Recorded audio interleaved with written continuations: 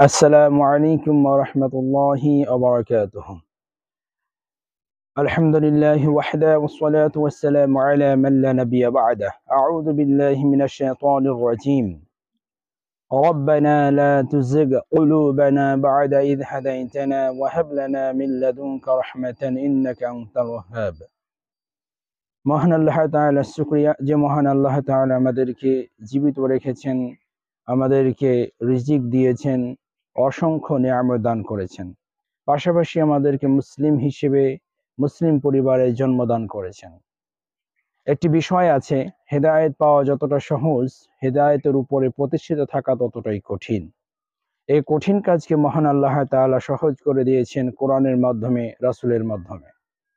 মহান আল্লাহ তাআলা আমাদের ঈমানকে মজবুত করণে এবং অন্তরসমূহে হেদায়েতকে আকৃষ্ট করে রাখার জন্য চমৎকার একটি দোয়া শিক্ষা দিয়েছেন কোরআনুল কারীমের ভেতরে। আমাদের ঈমান যাতে নষ্ট না হয়ে যায়, আমাদের অন্তরসমূহ যাতে বক্রতায় নিমজ্জিত না হয়ে যায়, এজন্য আমাদের ঈমান এবং হেদায়েতকে স্থির রাখার জন্য, ধরে রাখার জন্য আল্লাহ তাআলা দোয়া শিখিয়ে দিয়েছেন। এটি কোরআনুল কারীমের 3 নম্বর সূরাতুল ইমরানের 8 নম্বর আয়াতে মহান আল্লাহ তাআলা বলেছেন, রব্বানা লা তুযিগ কুলুবানা বা'দা ইয হাদাইতানা ওয়া হাব লানা মিন লাদুনকা রাহমাতান ইন্নাকা আনতাল ওয়াহ্হাব।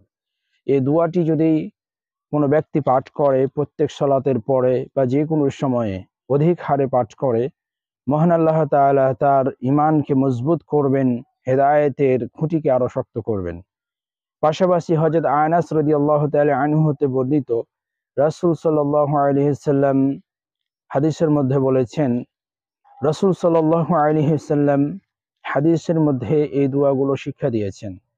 আমরা যদি এই দোয়াগুলো পাঠ করি তাহলে সেই দোয়াগুলো পাঠের মাধ্যমে আমাদের হেদায়েতকে আমরা আকৃষ্ট করে রাখতে পারবো, ধরে রাখতে পারবো। সেই দোয়াগুলো হচ্ছে এই, ইয়া মুকাল্লিবাল কুলুব সাব্বিত কলবি আলা দীনিক।